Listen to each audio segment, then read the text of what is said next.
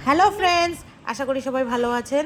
দেখুন আমাদের এখানে বৃষ্টি হয়ে কয়েকদিনের মধ্যে কি সুন্দর হয়ে সবুজে ভরে গেছে।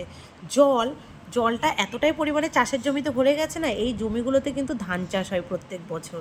কিন্তু এখন মনে হচ্ছে না এখানের মধ্যে মাটি বলে কোনো কিছুই দেখা যাচ্ছে না। দেখুন মাঝখানে মাঝখানে শালুক ফুল ফুটে আছে, সেই দৃশ্যটা দেখতে বেশ ভালোই লাগছে। সকালবেলা হাঁটতে গেছি, হাঁটতে গিয়ে দেখি প্রায় চারিদিকে জলে ভরা ভরা। খুব সুন্দর একটি দৃশ্য। এখনও গ্রামে এই দৃশ্যগুলো দেখতে খুব ভালো লাগে। এটা অবশ্য আমার বাপের বাড়ির এলাকা, বেড়াতে এসেছি, এসে হাঁটতে গিয়ে এই দৃশ্যটা আমার চোখে পড়লো।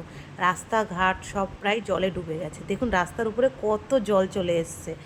রাস্তাতে যারা পাবলিক যাচ্ছে তাদের জন্য খুবই কষ্ট, কারণ এই জায়গাটায় এত পরিমাণে জল, প্রায় যারা হেঁটে যাচ্ছে তাদের জন্য পা পুরো ভিজে, কাপড় জামা কাপড় সবই ভিজে তাদেরকে এই জায়গাটা ক্রস করতে হচ্ছে।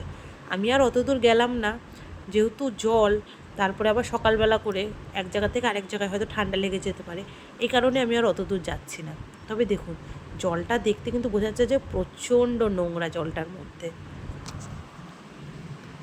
দেখুন সাইকেলে করে বাচ্চা কাচ্চা নিয়ে যাচ্ছে, খুবই কষ্টের ব্যাপার। চারিদিকে জলে ভরে গেছে, ভয়ও লাগছে। এই বছর সবাই বলছে যে বন্যা হওয়ার সম্ভাবনাটা বেশি। আপনাদের কি মতামত?